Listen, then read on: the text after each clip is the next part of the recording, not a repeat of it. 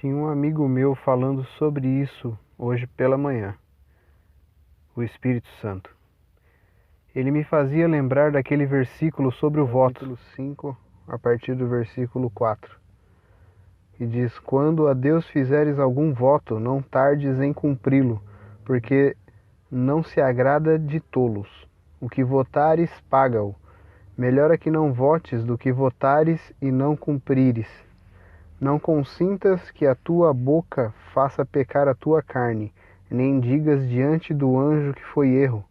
Por que razão se iraria Deus contra a tua voz e destruiria a obra das tuas mãos? Porque como na multidão dos sonhos há vaidades, assim também nas muitas palavras, mas tu teme a Deus. E ele me explicava que a questão do voto não tinha nada a ver com o dinheiro, mas na intenção do seu coração diante de Deus. Assim como na política, com as tais intenções de voto, ou para quem você deseja votar, eleger para a próxima candidatura, ou até mesmo a exemplo de grandes instituições, que vendo chegar o final de um ano, desejam a seus clientes como um bom Natal e um próspero Ano Novo. Estes são os nossos votos a vocês, clientes e etc. Voto consiste na intenção do nosso coração. E o que Salomão estava querendo dizer era: se você tem uma intenção, um desejo, como se fosse uma promessa a Deus, não tarde em cumpri-la. Falou, faça. Ou melhor que nem fales. E não tem nada a ver com envelopes. Mas o engraçado é que Deus sonda os nossos corações. Às vezes, ou até mesmo na maioria das vezes, abrimos a nossa boca para glorificar a Deus, sendo que em João, no capítulo 15, versículo 8, diz que Deus é glorificado no fruto, e o fruto João, é a colheita de uma semente. 15, versículo 8, diz: Nisto é glorificado meu Pai, que deis muito fruto, e assim sereis meus discípulos. Mas o que estamos semeando com nossas palavras?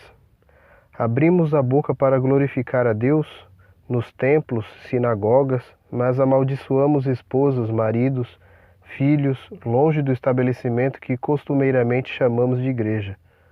Quando Deus diz em sua palavra que não habita mais em templos feitos por mãos humanas, mas sim nos templos que Ele mesmo fez com suas próprias mãos, a saber, através do seu Espírito Santo atuando em nós. Pois igreja significa chamados para fora, o que nos leva a entender que alguém que está na parte de dentro precisa sair, seja de uma pessoa ou seja de um lugar, e que esse fluir atinja, toque em outros assim como o antes te tocou. A tal da água viva que jorra de dentro para fora. O que é que tem fluído de nós, de dentro para fora? Quais as nossas palavras diante de Deus, as nossas intenções? Evangelho de Jesus, votos, segundo escreveu Mateus, no seu capítulo 15, a partir do versículo 10, que diz assim: E chamando a si a multidão, disse-lhes: Ouvi e entendei. O que contamina o homem não é o que entra na boca, mas o que sai da boca. Isso é o que contamina o homem. Então, acercando-se dele, os seus discípulos disseram-lhe: Sabe que os fariseus, ouvindo essas palavras, se escandalizaram? Eles, porém, respondendo, disse: Toda planta que meu Pai Celestial não plantou será arrancada. Deixai-os, são os condutores cegos. Ora, se um cego guiar outro cego, ambos cairão na cova. E Pedro, tomando a palavra, disse-lhe: Explica-nos essa parábola.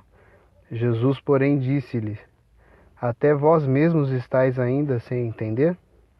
Ainda não compreendeis que tudo o que entra pela boca desce para o ventre e é lançado fora? Mas o que sai da boca procede do coração, e isso contamina o homem. Porque do coração procedem os maus pensamentos, mortes, adultérios, prostituição, furtos, falsos testemunhos e blasfêmias. São essas coisas que contaminam o homem, mas comer sem lavar as mãos, isso não contamina o homem. Precisamos olhar para o Evangelho de Jesus com o olhar de Cristo, senão não dá. Ao invés de pedra de esquina, tornar-se-á pedra de tropeço.